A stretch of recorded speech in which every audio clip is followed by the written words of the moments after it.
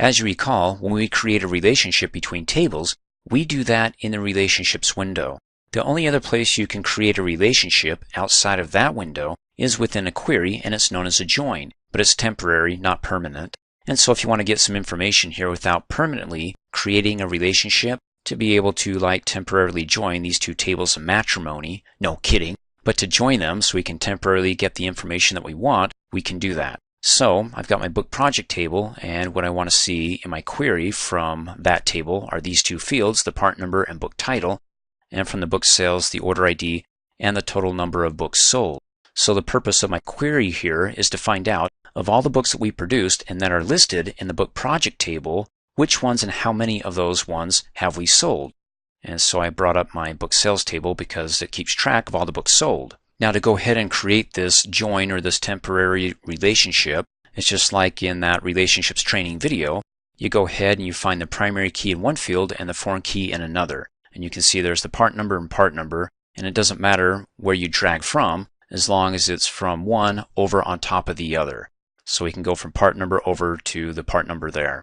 Now you'll notice that they're not spelled the same, and again, that doesn't matter as long as it's got the same data type. But I try to keep them spelled the same or something that is close to resembling when it comes to hooking up the primary key field to the foreign key field. So I'm not like, let's see, part number goes to, and I got something that I don't recognize. In any case, it's right there.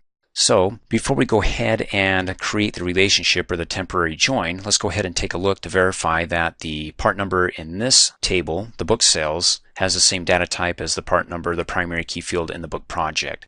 So let's open up the book project, double click. There's the primary key field, part number, the book title, and some extra information. But let's find out the data type for the part number. Right click on the tab, go to the design view, and part number short text. That's the data type. Okay. Now to go ahead and find it in the book sales table, double click. There's the primary key field, order ID, the transaction date. Okay, there's the part number field, the foreign key field that we're going to be hooking up to the primary key field, the part number in the book project. What data type is it? You don't have to change view to the design view to find out the data type. You can stay in the datasheet view, come up here, click on the fields tab, go to the formatting group, and there it is, the data type, short text. Okay, we got a match. And then we got the customer ID and the total number of books sold. Now, when you have a part number listed in the book sales table, that means that we sold it. Yay! And so, what's the book title for this part number? 14312H2. Okay, well, let's go to the book project because I don't have it memorized. Okay, right click and go to the datasheet view. And we got to go down to the 14312H2. Oh, okay, cooking basics for children. So, because that's listed here, again, we sold it. Yay!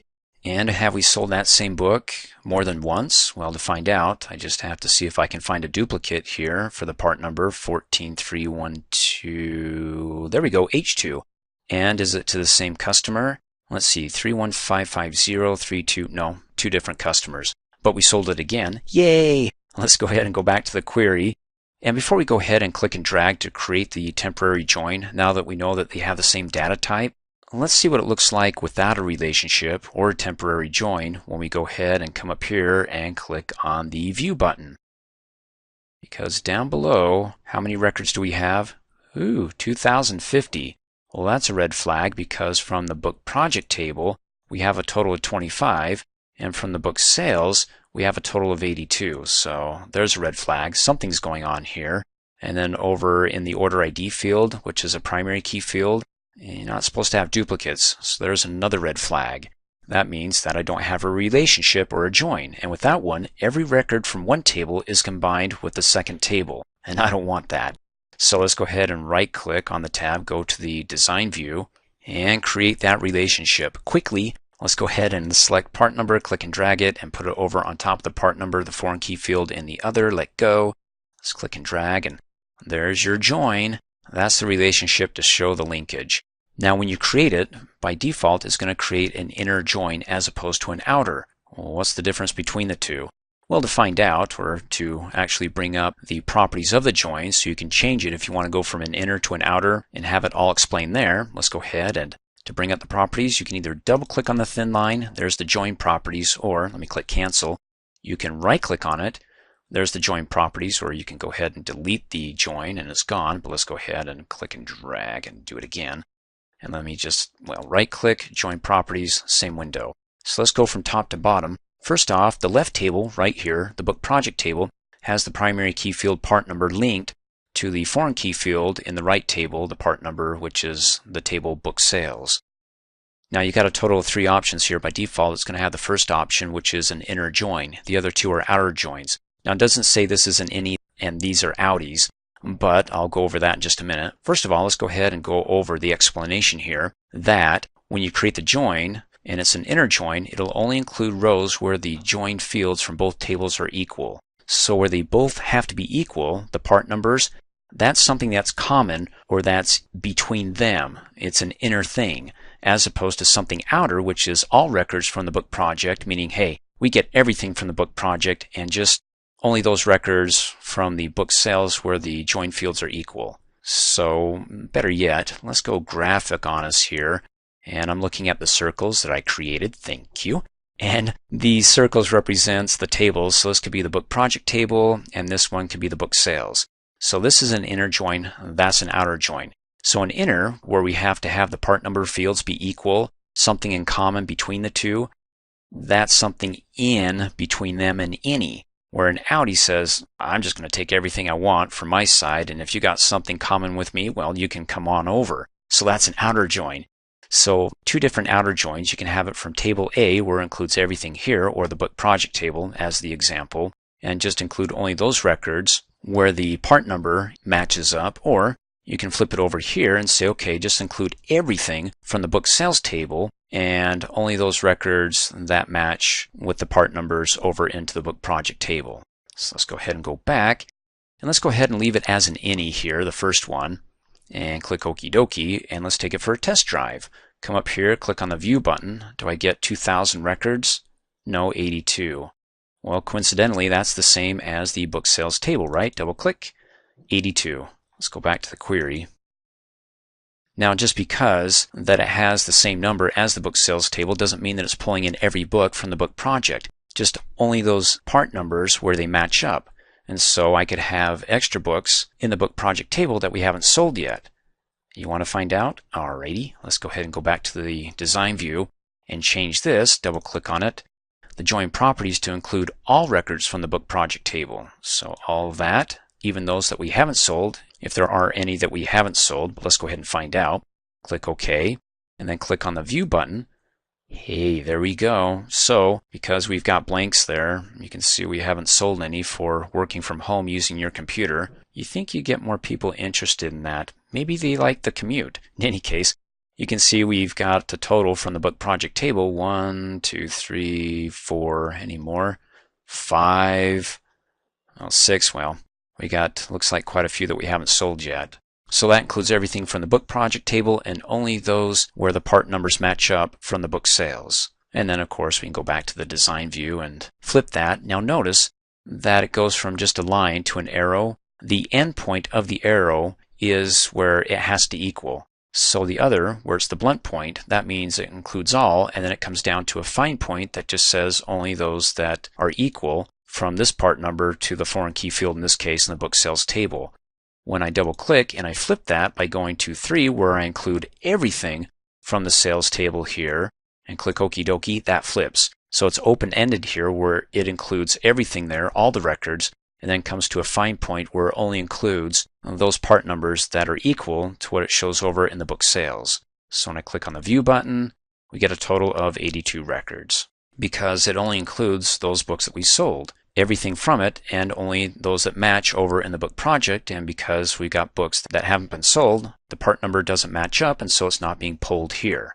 Let's go ahead and go back to the design view and double click, and let's go back to only include where they're joined between the two and click Okie dokie, because I would like to show you something. Let's go back to the view, and we've got these books. Now, as a side note or a spiffy or an extra bonus training video, I want to be able to show you how we can go ahead, instead of seeing this duplicated many times, how about if we just see the book title once and then get a total of all the books sold.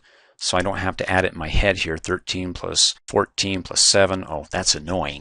So let's go ahead and go back to the design view, which, well, if I come down below on the status bar, if I'm down in that neck of the woods, click on that icon to go to the design view. That works. And then come up here on the Design tab to the Show Hide group, and let's do totals. Now we covered this in an earlier training video, so you want to watch that. Let's go ahead and select it, and then down below it adds the total row, as you recall, where by default it wants to group. Well, I don't want to group by part numbers, so I want to get rid of that. Hover over the thin gray bar up at the top until I can see a black arrow pointing down. Click on it to select the entire column, hit the delete key, and it's gone. I don't want to group it by the order ID, so we select that entire column, delete it, it's gone. And I don't want to group it by books sold, but I want the total sum of the book titles after they're grouped. So I need to change that from group to get the total sum. So we're grouping it by book title after it combines them all. Then it wants to add the total of those books for that book title into one cell here. So if I come up here, click on the View button, there we go. So for 101 pizza combinations, we could have sold that like several times. But the total for all the times that we sold it is 211. And we got Cooking Basics for Children. Remember that? We sold that at least twice. And so it added that plus any additional times that we sold that. It's right there. Oh, that's fun.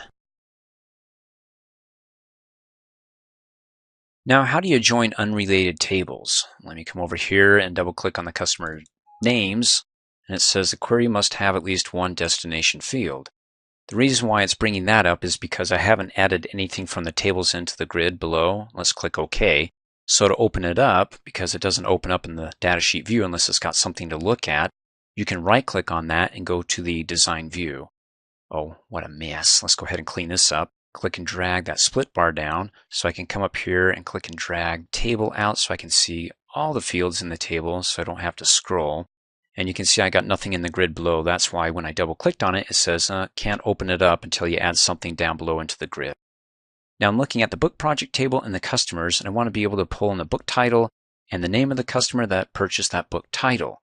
But I don't have something in common like the primary key to part number, a foreign key over in the customers. What you can do is you can find a go-between or somebody who's codependent that will run back and forth in between the two in the relationship, so they can relate to each other indirectly through somebody else. So let's go ahead and come up here, click on the Database Tools tab, go to the Relationships group, and we're looking at the book project and the customers, and we do have a go-between. So the book project and customers are related, but indirectly through the book sales table. So if we add that, it should be able to make the link.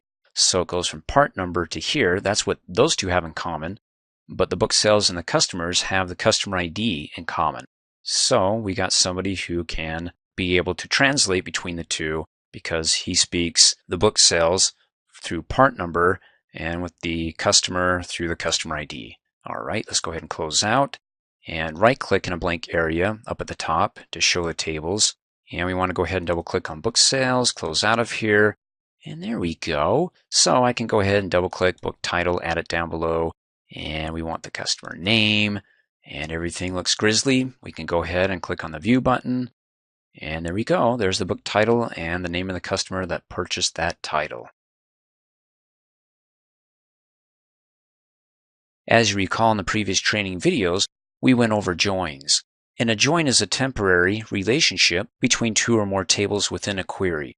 So once we're done with that query, where we're not using that query, it's not permanent, like something that you would see up here on the Database Tools tab in the Relationships window.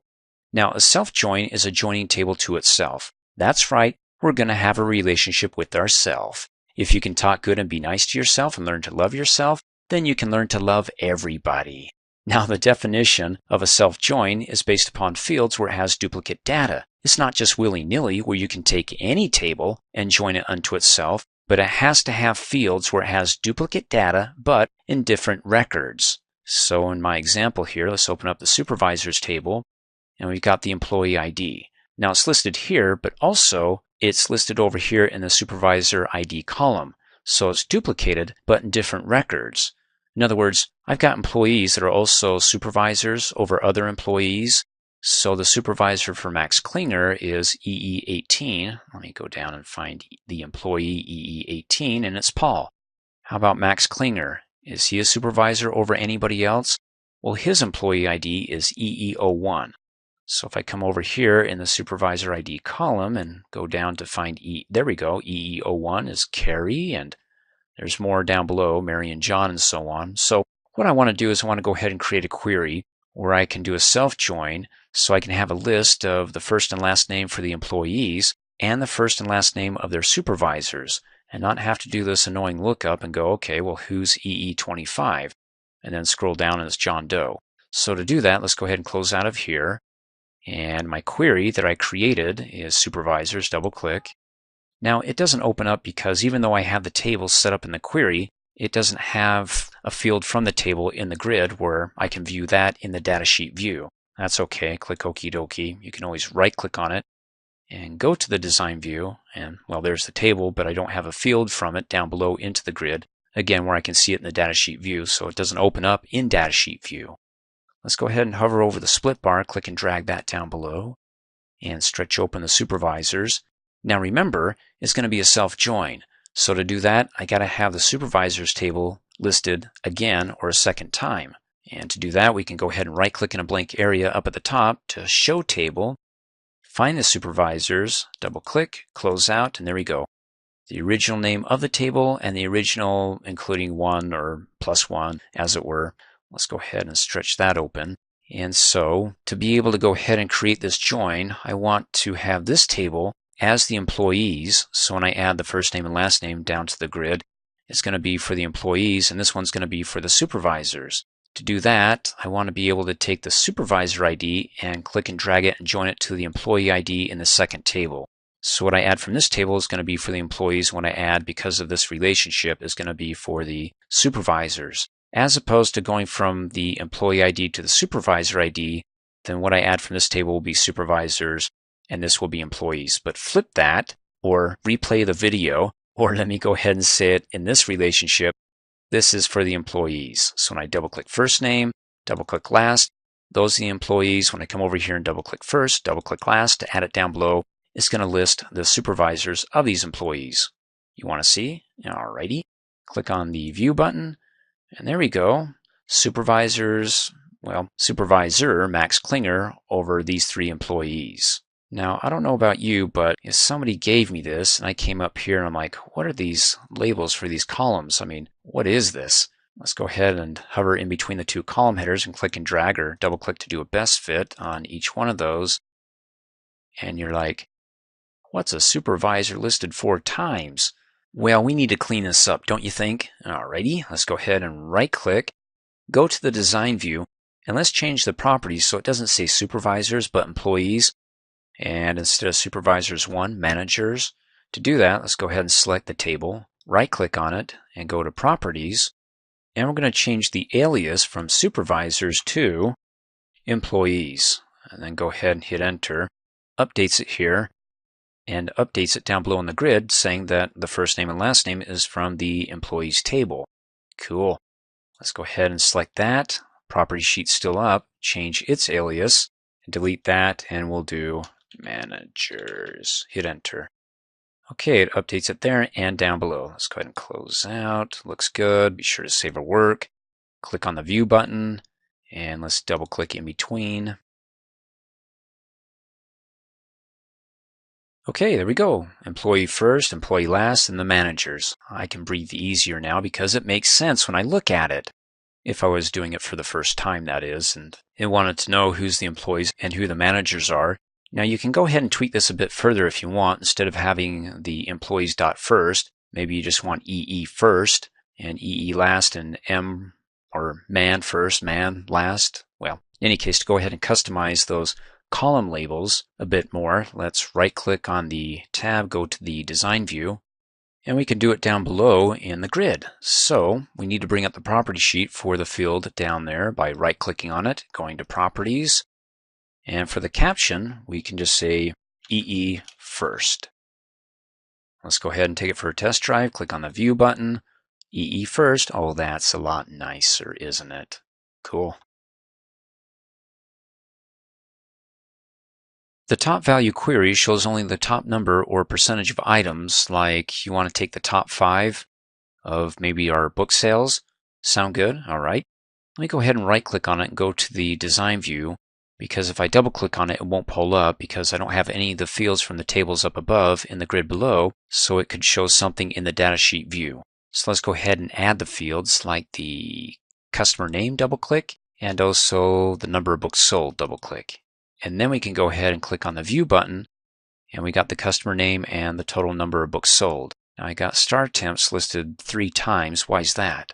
Well, they could make purchases on the different transaction dates, or it could be on the same date, but maybe at different times. So let's go ahead and go back to the design view and add the order ID and the transaction date, sales date. Click on the View button, and let's take a look at start temps again. So they purchased books here. Here's the different order IDs, but we got 2 of them where they purchased books on the same date, probably just at different times, so 2 different orders, 2 different order IDs. Okay, what I want to do is I want to go ahead and group all the customer names together, like start temps, and get the total that we sold to start temps. I don't want to do it in my head like 33 plus 22 plus 1, 56. Oh, I did it in my head. Well, I don't want to do it for the rest. In any case, let's go ahead and right-click, go back to the design view, and as you recall in an earlier training video where you want to group, in this case, all the customers together and just get the total sold to the customers, the grand total, well, you come up here on the Design tab to the Show Hide Group and click on Totals. So I want it grouped by the customer name, but I don't want to group it by the order ID. So let me go ahead and hover over the gray bar up at the top so I can see a black arrow pointing down. Click on it, selects the entire column, delete it, and then let's get rid of sales date. Click on that, delete it, and then for the books sold, we don't want it grouped, we want to get the total sold. So change it from group by and say that don't group it by this field, just give us the total after it groups it by the customer name. So let's go ahead and come up here, click on the View button, and there we go. Big News Network, the total sold is 40. And then start temps was 56, right? Oh, there we go. That's nice. Okay, now to get our top value query, or like the top 5, let's go ahead and go back to the design view and come up here on the Design tab to the Query Setup group, and it's right there. It says All. But when you hover over it, it says it's top values. Go ahead and click on the drop-down arrow, and it's limited, but you can get the top 5 or top 25 or 100, or do it by percentage. Let's do the top 5, select that, and come back and click on View, and there's the top 5. Wait a second. I thought I saw a number in there in the 900s.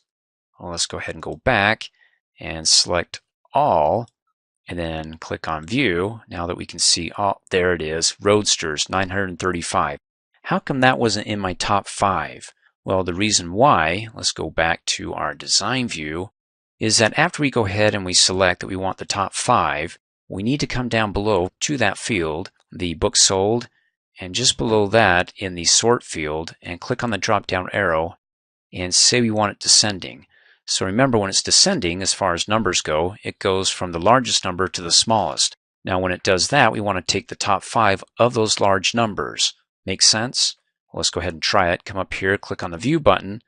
Hey, there we go, Roadsters, 935, and then it goes descending, but just takes the top 5 of the descending numbers, as opposed to, well, click on the View button, going ascending, smallest to largest, the top smallest, books sold to these customers, or book sales. Click on the View button, and oh, Little Mermaid cleaners, that's horrifying. We got to go ahead and start marketing to them. It starts going up ascending. And of course, to go back to the way it was, let me come down below, click on the Design button there, and just change it back to All. That works. And if you also want to get rid of the total, well, deselect that. If you don't want it ascending there, well, you can delete that. Click on the View button, and we're back to basically where we started, with it ungrouped and not adding the total for our customer start temps. What you're looking at here is the datasheet view of the customer orders query. Now, if there ever comes a time when you're viewing the results of your query and you see duplicate records and you want to omit those duplicates and just have one unique record, well, I got an example here. I'm looking at the customer name Disney Company because here they purchased the book, Getting the Law of Attraction to Work for You, not just once, but twice. Is it a duplicate record? Technically not, because we got this third field, the sales date, where the dates are different. So April the 30th for that one and August the 5th. Now if we got rid of the sales date, then we'd have duplicate records, or if the sales date were on the same dates, they'd be duplicate. So let's go ahead and get rid of the sales date by, well, coming up here, clicking on the View button to change it, go to the Design View. And then to get rid of the sales date, just hover over that top thin gray bar until you can see a black arrow pointing down. Go ahead and click, selects the entire column. Then you can hit the Delete key, and it gets rid of that field from our datasheet view. Let's go ahead and go back, click on the View button, and it's gone. So now we have the customer name and the book title the same as this one down below. Makes it a duplicate. And to get rid of duplicate records, well, before we go ahead and set this feature for the properties of this query, let's take a look and see how many records we have total here, 82.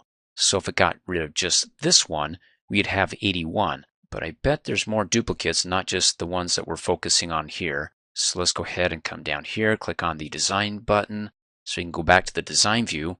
And to set this feature up, we need to bring up the property sheet for the entire query. To do that, go ahead and right-click in a blank area up at the top, go to Properties, and make sure that the selection type is for the entire query, not just some field list like the book sales, because we got that selected, or the project here. But instead, go ahead and click off in a blank area, and you can see that the selection type is now the query properties, or for the entire query. And then down below, we have two things that I want to look at, unique values and unique records. They're both unique records. Well, okay, why are they not saying the same thing? The reason why they're different, even though that they're the same, they're only different in that when it comes to setting unique values, is that the definition of it is that it'll omit records with duplicate data in fields displayed in the datasheet view. So whatever you see in the datasheet view that's a duplicate, it'll go ahead and remove that, as opposed to unique records where it looks beyond what's in the datasheet view. It goes to the underlying source. And so if there's any duplicates in the underlying source and not just what you see in the datasheet view, it'll eliminate that from your view. So if you just want to keep it at face value, what you see in the datasheet view, then set the unique values to yes. If you want to go deeper to the underlying source, the data that makes up this query, and not just what you see in the datasheet view, then set the unique records to yes. Well, let's go ahead and click inside this field, and then hit the F1 key on the keyboard, and you can go right to the horse's mouth here, and you can see for unique records, when you set this to yes, it says you can use the unique records property to specify whether to return only unique records based on all fields in the underlying data source, not just those in the datasheet view. So let's close out of here, because here, click in the unique values field and then hit the F1 key, and there you go. So unique values when you want to omit records that contain duplicate data in fields displayed in the datasheet view, not all the fields in the underlying source or the table that this query is based upon. So let's go ahead and close out of here, come back here. Unique values, double click. So it's just going to get rid of those duplicate records that we see in the datasheet view as opposed to any underlying source. So let's just do it here, unique values. Go ahead and click on the View button. And let's see, getting the law of attraction to work for you is not listed twice. Hey, it worked. Oh, isn't that nice? Now remember, we had a total of 82 records. If it got rid of one duplicate, we'd be at 81. But look down below. Ooh-wee, we got rid of quite a few. So it looks like there is a few more duplicate records. Now when you turn this feature on, you can't come over here and start making changes. So for example, for like, oh, the book title is Getting the Law of Attraction to Work for Everyone. Well, if you try to hit the backspace key, it won't let you do it. It says down below in the status bar, the record set is not updatable. Why? Because unique values only displays a snapshot of the data and does not return complete records. So it's not safe or accurate, as you won't know what value you have in front of you and what record it belongs to. So no changes here. If you want to make changes, then you got to go back and remove that filter for unique records. So let's go ahead and come down here, click on the Design View button, and then back to our property sheet, and you can go to unique records. Just to double click, it'll change it from no to yes. So now not only the fields in the datasheet view, but all fields in the underlying data source that make up the record. It'll look at that and find out if there's anything that's duplicate, and if there is, it'll remove it from our datasheet view. Now you can't have both of them set to yes, so when you double click on one, the other flips to no. Double click on that one, flips to no, and of course you can go back to no for both. But I will go ahead and double click and say unique values and have it remove those duplicate records that I see only in the datasheet view. Have you ever tried to find a name in a record, but you're not sure of the spelling? You can use a wildcard, which is an asterisk symbol that you can put in the criteria field to help you filter for the name that you're not sure about. Or you can also use it in the find feature. I'll show you both. First of all, the find feature.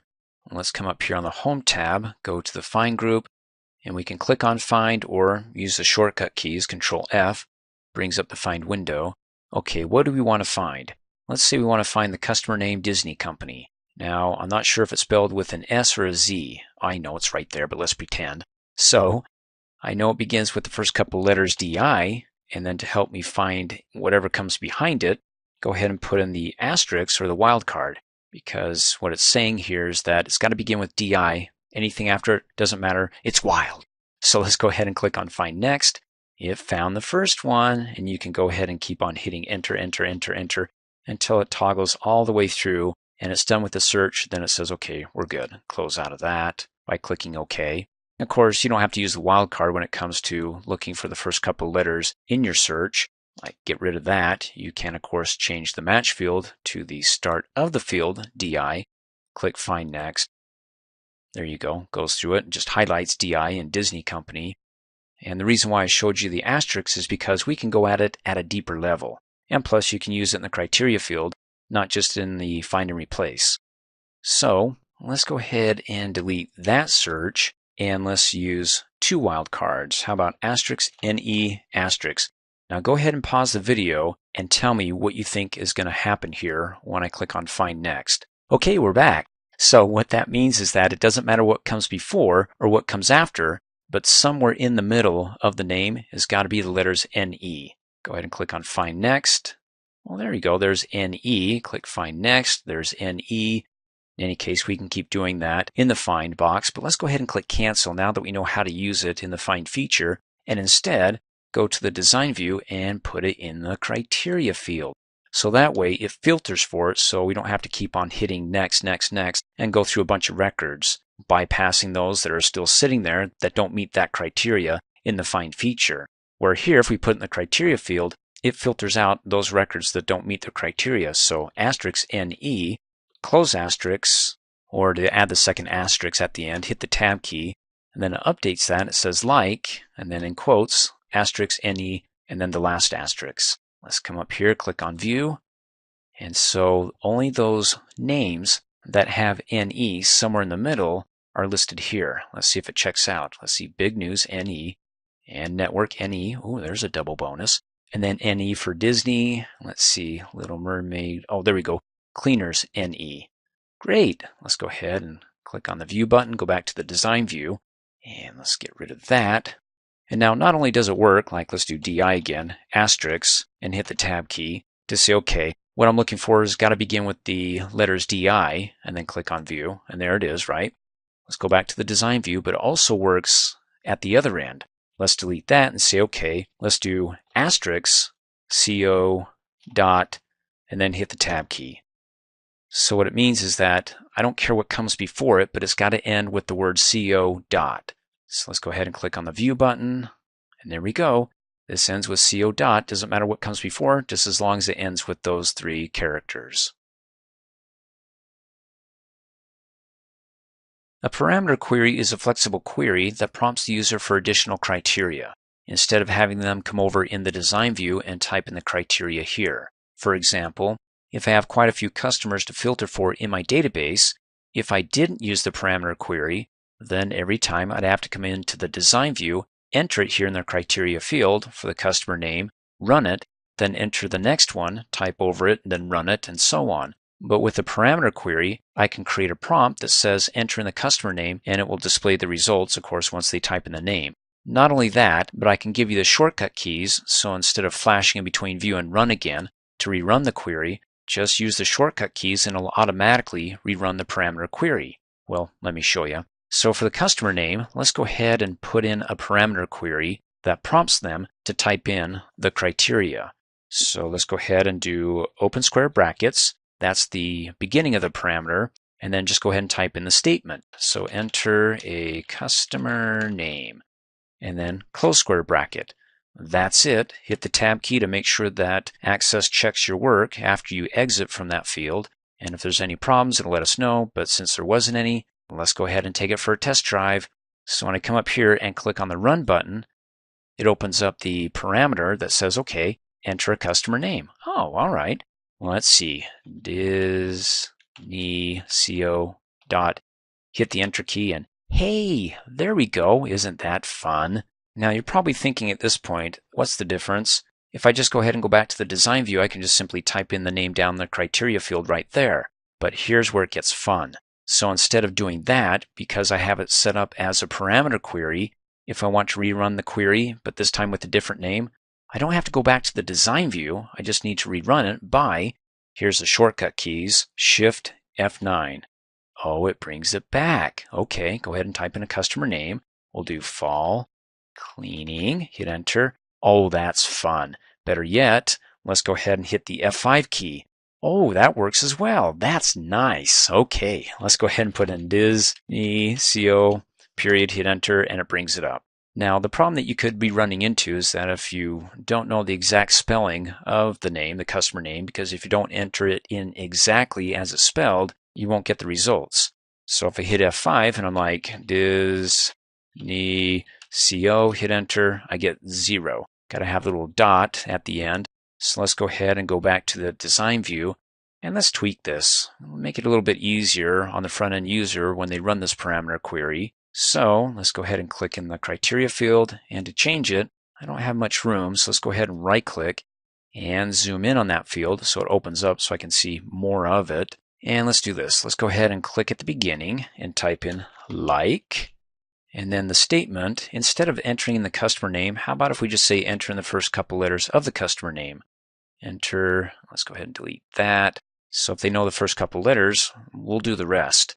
Enter in first couple letters of name. And then we want to click at the end of it, or outside of the close square brackets, and type in ampersand and the asterisk. The ampersand ties the wildcard to the parameter here.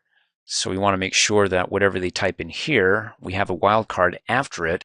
That means, hey, anything can come after the first couple letters, whatever they type, because it's wild. It could be anything. And then go ahead and click okie dokie. Hit the tab key to make sure that once we exit, it checks our work. So far it checks out. Let's go ahead and run it. Come up here, click on the view button, or you can do run, doesn't matter. So it says enter in the first couple letters. Okay, it's D-I-Z-N. Hit enter. There we go. Oh, that's great. How about if we do something a bit more? Let's go back to the design view and change this. Right click on it to zoom so we can see it. How about if we say just enter in a few letters? As long as it's within the customer name, it'll find it, because maybe they don't remember the first couple letters of every single name. So go ahead and shake this up. Let's click at the beginning, right after the like, but before the first square bracket there. And let's go ahead and do asterisks and then ampersand. So we got a wildcard that's tied to, using the ampersand, to the parameter. So this is saying, with it being wild, doesn't matter what comes before the letters they type in, and then the wildcard at the end, doesn't matter what comes after it, just something, in between. So we could say, well, we better change this here. So let's go ahead and change this, and we'll say enter a few letters of customer name. Okie dokie, hit the tab key, see if it likes it. Let's go ahead and run it. First, enter a few letters of customer name. Let's see, N-E-Y. What's that going to bring up? Hit enter. Oh, there we go. N-E-Y is in Disney Company. Yay!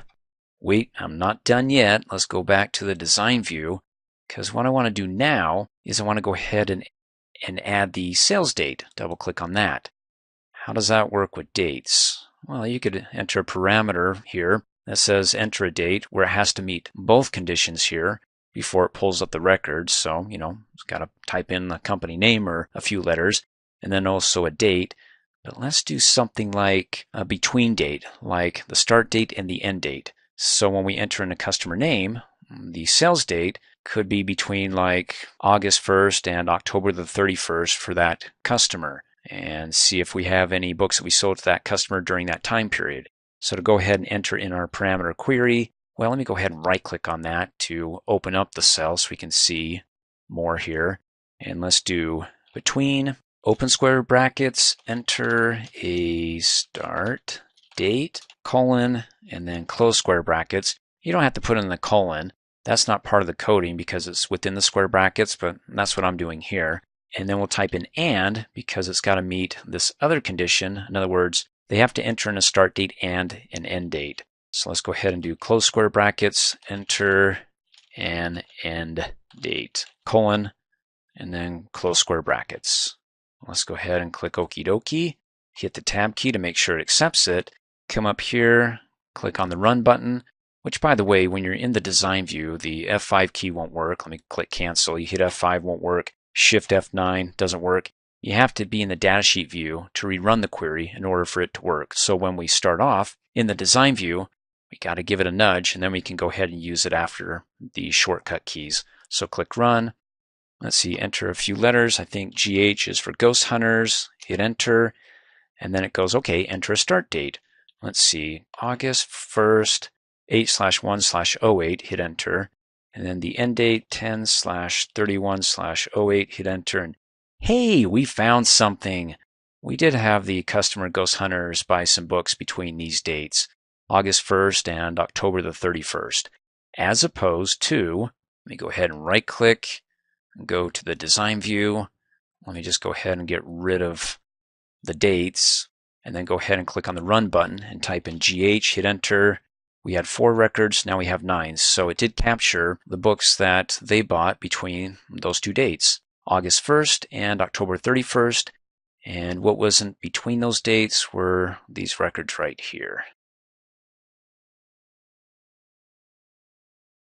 The update query is an action query that will make changes to values within a table. For example, I have my book project table open, and the field values that I'd like to update is the book price by 5%, but not for every book, just those books whose part numbers begin with 10 and let's do 14, not the 11s. So let me go ahead and close out of here, and I created the query based upon this table, and it's this one right here, retail price. Double click. It pulls in only those part numbers that begin with 10 and 14, again, not the 11s. We got the book title and the original book price. And then I created the custom calculated field to see what it looks like when I multiply the original price by 5%. And so if that looks good, we can go ahead and convert this query into an update query that when I run it, will not only update it here, but again, because this is based upon the book project table, double click to open it up. It'll also, you'll see it there, the price increase by 5%. Let's go ahead and close out. And let me go over the makings of this. Let's right click, go to the design view. And so for the part number, down below in its criteria field, I use the wildcards. So I've got 10 and then the wildcard, meaning that it has to begin with 10, the part number, and then what comes after it doesn't matter, could be anything, it's wild. And then we've got the or, meaning it could be 10 or like 14. So it has to begin with 14, the part number, then the wildcard, doesn't matter what comes after it, just has to begin with the number 14. And then I got my custom calculated field that I just typed in here in this blank field. Well, it's now not blank, but let me right click on it and go to zoom so you can see it. I've got the name of the field and then the colon that separates the name from the expression. On the right hand side of the colon is the book price field in brackets, the asterisk to multiply it by 1. So we got the original price and then 0.5, 5%. Let me go ahead and click cancel. Now again, I don't need the new book price here, just want to see what it looks like. So to get rid of it, let's hover over that top thin gray bar until I can see a black arrow pointing down, click on it to select the entire column and then hit the delete key, it's gone. So when I go back to the datasheet view, there you go, the original price. And let's go back to the design view. And before I go ahead and convert this into an action query and have it multiply by 5%, it's probably a good idea to make a backup, in this case, of my table. So that way when I update it and I'm like, I made a mistake, I can go back to the original. So let's make a copy of it. We can do that by right-clicking on it, going down to Copy, and then just right-click anywhere in the navigation pane and go down to Paste. And then it shows you it's going to make a copy of the book project table.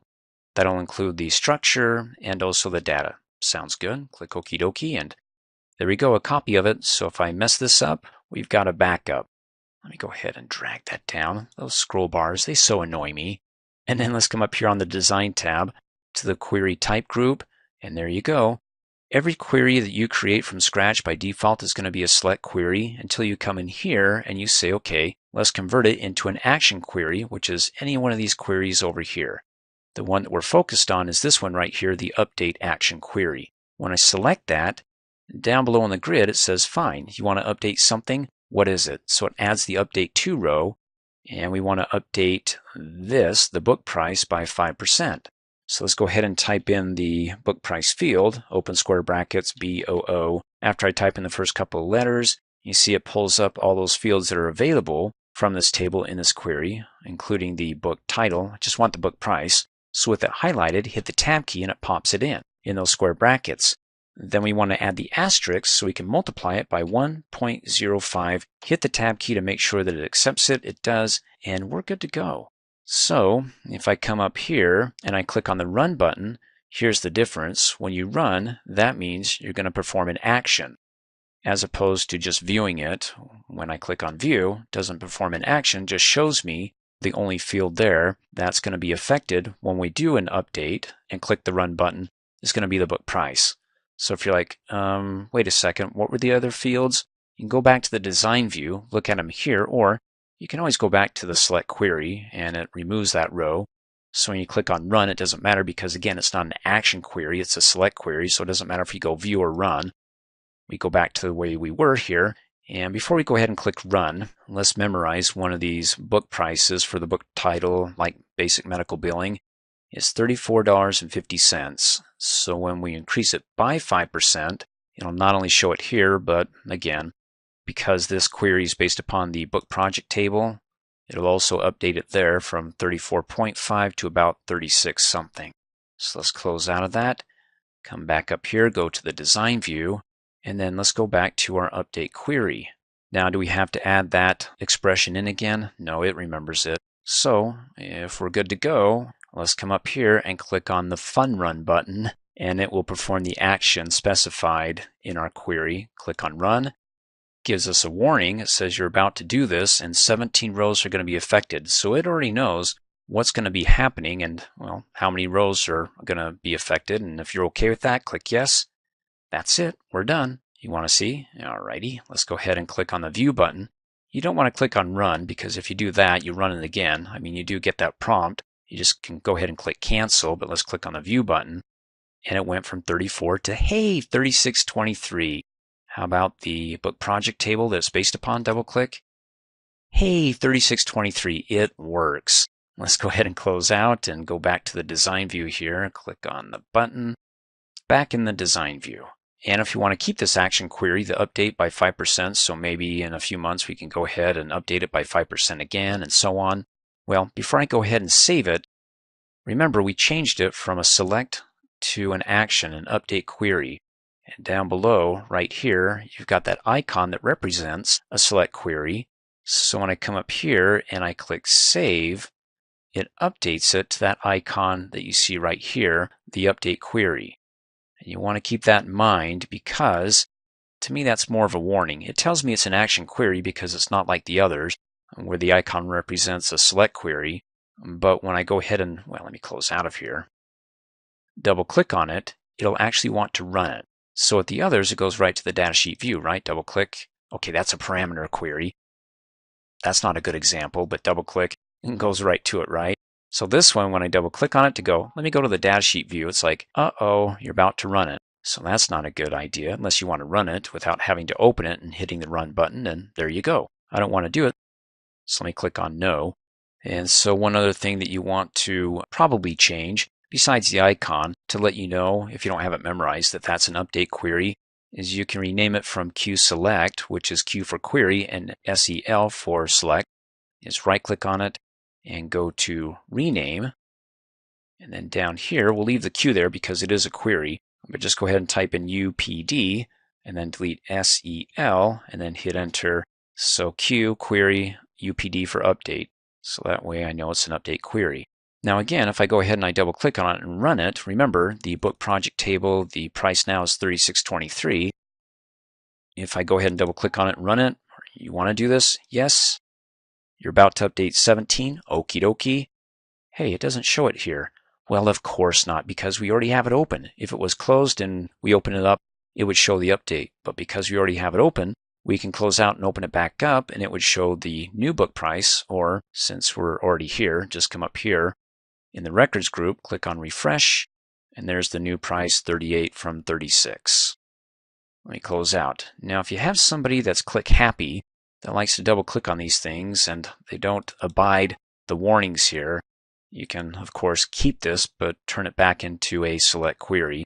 Right click on it. Let's go to the design view.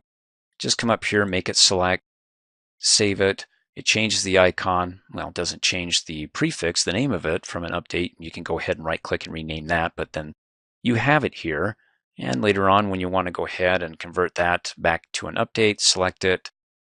And it's got the book price there. It remembers it, at least in this session. And then we can go ahead and we'll just save it as is. Update. The append query is an action query that allows you to add records from one table to another. Now, it's not just willy-nilly where we can go ahead and add records like from the book project into the customer because, well, they don't have the same field names or the same data type. So in order for the append query to work, it has to have matching field names and data type. And for those fields that don't match, they'll be ignored, and only those fields that do match will be appended. So you can have a record that's missing data within certain fields because you don't have those fields with the same name for that field and data type in the other table that you want to add or append those records to. So let's go ahead and close out of here. So I've got my book project table, a total of 24 records, and I have in a separate table my new projects that we're working on producing. And of these right here, let's say that we have these three whose part numbers begin with 15 available for sale. So we can move those from what we're working on, or that's going to be new, over into the book project table. To do that, I want to create a query that says, well, just pull in from the new projects table these three whose part numbers begin with 15, and then convert that into a append query that when I run it, will take those and add them over into the book project table. Now I've got the exact same names and data types in both tables, so part number, book title, production cost, come over here, part number, book title. Well, there's the production cost. There's the project manager. Do I have that over here? I'm sure I do. There we go, project manager. Okay, so they're not in the same order, but they're the exact same fields, same names, and data type. So let's go ahead and create a query by coming up here, click on the Create tab, go to the Queries group. We want to do it by design. Click on that, opens it up. And we want the new project table because, double click to add it here, close out. We want to be able to add the fields down below into the grid and set a criteria that says only take those from the new projects table whose part numbers begin with 15 into the query, and then we convert that into an action query that again will update or add those, append them to the book project table. So what I want to do first, so I include all fields from the new projects table to be appended to the book project, is the asterisk. Double click on that, it adds everything there. Now what about my criteria that I only want those records whose part numbers begin with 15? Well, to do that, I have to add that as a separate field. Double click. And so below in the part number, let me go ahead and click in the criteria field there, and let's do 15 asterisks. So there's the wildcard.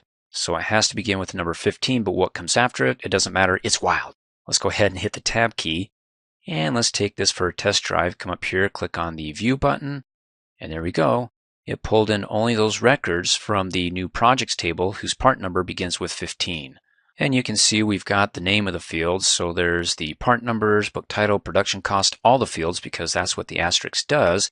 But at the end, we get this funny name, field 0. Well, that's the one that we added in addition to all the other fields. So we have basically the part number listed twice. And because it's listed twice, the second time it's listed, it doesn't get a name. Unless, of course, you want to go back into the design view and change the caption and say, okay, this is part number, but I don't want to do that. And I'll show you in just a minute when I convert this to the append query. We're going to keep that from appending twice. I mean, we've got the part number listed twice, but we needed this to be able to set the criteria, right? So let's go ahead and go back to the design view, right click, design, and oh, you know what? We better save this first. Let's come up here and click on the Save button. And since this is going to be an append query, My prefix is going to be Q for query, and then APP for append, and then the name of the query, new books available.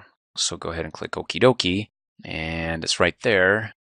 Now we haven't converted it yet, so it's still showing the icon as a select query, as you can see up here on the Design tab in the Query Type group, but it's right there, the append to add. Let me go ahead and stretch this open because I don't like scrolly bars. And then to go ahead and do this, let's come up here, click on append, and then it says, okay, give us the table that you want to take the results here in this query to add them over into. We want to add them into the table, the book project. Go ahead and select that, click Okie dokie, and then down below it adds the append to row. So it's adding all the fields here because remember the asterisk includes all the fields to the book project. However, it's also going to add the part number here. Now the part number is already part of the asterisk, the all-inclusive, so I don't want to add it twice. Again, I just want to use it to set up the criteria.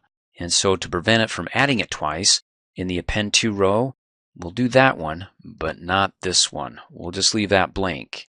So that way we get the criteria, but we don't append the part number twice. Okay, let's go ahead and save this so it'll update the icon from a select query to what we have selected here, the plus and the exclamation point. And you can see the exclamation points in all these, well, not all of them, but most of them, coincides with the exclamation point there because these are action queries that when you want to perform an action and actually run them, well, you just match that up with the exclamation point in any of these, and that's what it does. It performs an action. Those are action queries. So let's go ahead and click Save, and it updates this. And again, to an exclamation point, that's an exclamation point. All action queries, but the plus sign means you want to add.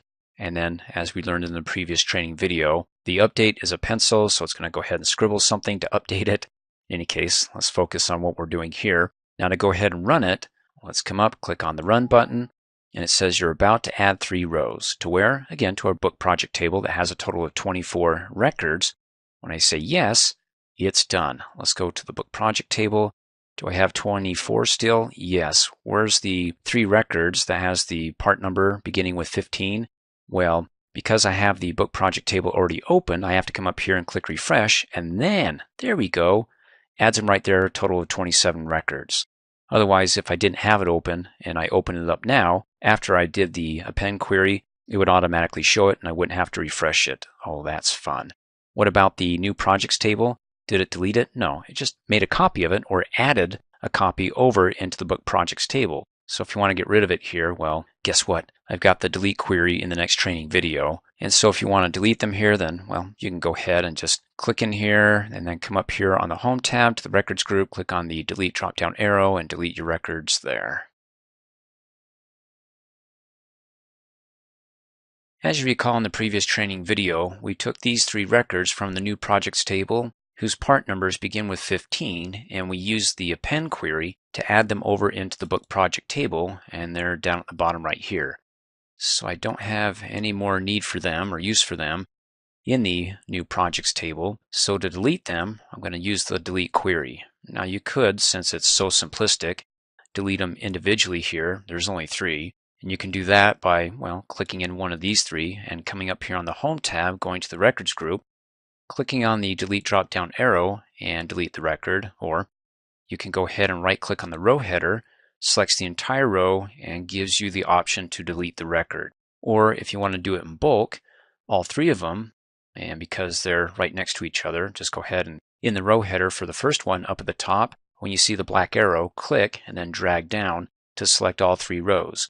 Now, don't right-click in the row header because if you do, wherever the pointer's at, that's where it selects just for that row, or it does a reselection for that row, and you can only delete that one record. But instead, let me click off, go ahead and click and drag and select all 3 again, come over out into the selection away from the row header, and then right-click, and then you can go ahead and delete all 3 records, as it says right here. Are you sure? No, because I want to show you the delete query, where we can go ahead and set up criteria that says, okay, for all the records here, just find those records whose part numbers begin with 15, and then after it finds them, we can destroy them or go ahead and process the deletion for those 3 records. Now, why would you want to do that when it's so simplistic here? Well, you can imagine if you had dozens or hundreds, do you really want to go ahead and click on one, hold down the Shift key and, well, scroll first, then hold down the Shift key and click. I don't.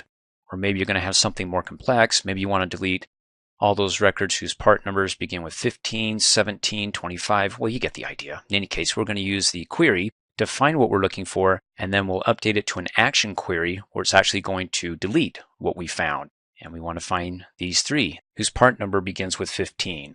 So to do that, come up here, click on the Create tab, go to the Queries group. Let's do it by design. Click on it. Okay, which table do we want to delete this from? It's the new projects table, because remember, we appended or added them over into the book project, so we're done with these three as being new, but something that we can now sell. So let's go ahead and double click to add that, close out, and let's go ahead and hover over the bottom and stretch that open so we don't get any scrolly bars there.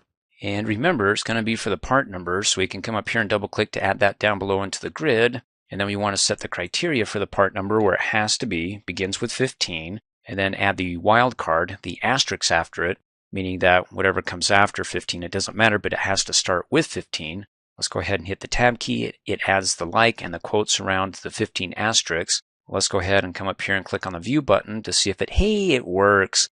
Only those records whose part numbers begin with 15 appear. And if you're like, well, where's the rest?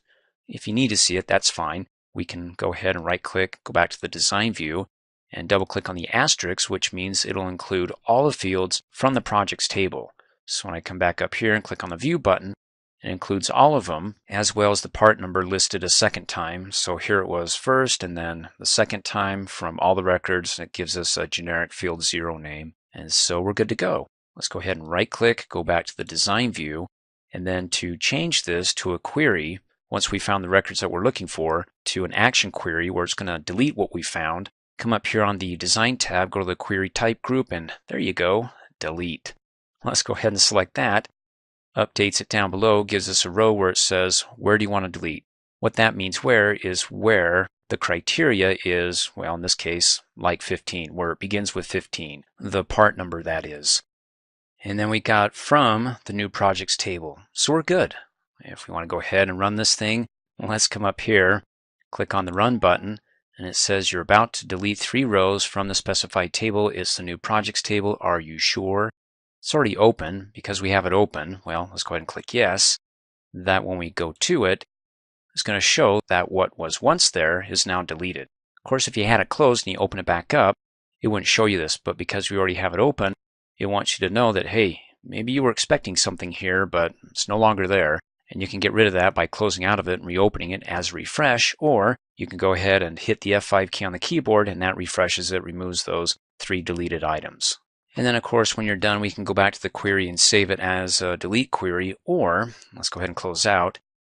If you already have a query, like the Append Query, as you recall in the previous training video, that has the criteria set up, well, let me show you. Right-click, because we don't want to double-click on it, because if we double-click on it, when it's an action query, you got your exclamation point, means action, and the plus sign for adding, and then the pencil for writing. It's going to run the query and perform the action. I don't want to do that. Let's go to the Design View, and there we go. We've got the criteria where it's got to begin with 15, and then the asterisk, the wildcard, and for the new projects table. So if you have a query that you already created, and you want to go ahead and, in this case, create our delete query, why go ahead and go through all the work, but instead, make your changes here and say it's a delete query, and you're good to go. You just switched it over. But if you want to keep the old query, and you don't want to save this and overwrite it, update it as a delete, then instead of overwriting that after you make your changes, maybe before you make your changes, just come up here, click on the File tab, go backstage, go down to Save As Object, and then click Save As. And then that way we can make a copy of this, and it's not going to be, well, copy, query, append. It's actually going to be, let's delete all that. I don't want appends even there at all. But it's going to be a Q for the query, and then DEL for delete, and my new project table. So this is going to be a delete query for records that I find within the new project table. Click Okie dokie. And there we go. So we've got our original, the appends, didn't overwrite it, but instead made a copy of it. And there it is. And you've got the X right there for delete. And then the, of course, prefix, Q for query, and DEL for delete. And then, of course, you can go ahead and click on the View button. It's not going to be there because we already deleted it from the new projects table. but we got it ready for any future deletions that you want from the new projects by coming in here and going, okay, what do we want to delete? These part numbers begin with 17. Come back in here, tweak that up, type in, well, the 7, hit the tab key, click the view button, and there you go. Go back to the design view, run it. You sure you want to do it? No. And so that's how you do it. Thanks for watching. Hey, as a quick reminder, if you like my video, please give it a thumbs up. You can also click on me and subscribe to my channel to get notified of the latest videos. And for great specials on my products, please see the description below this video.